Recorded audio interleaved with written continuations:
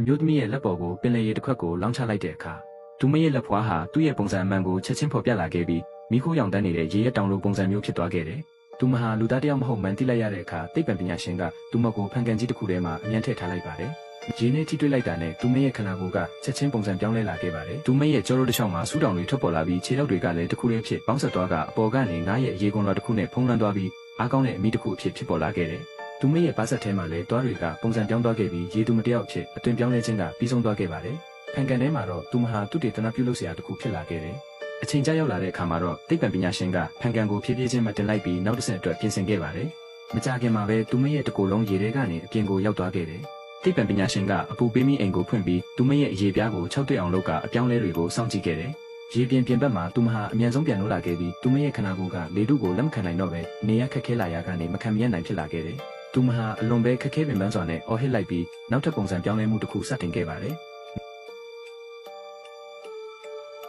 နောက်ဆုံးမှာတော့သူမဟာလှပတဲ့အမျိုးသမီးတစ်ယောက်အဖြစ်ပြန်လည်ရောက်ရှိသွားခဲ့ပါတော့တယ်။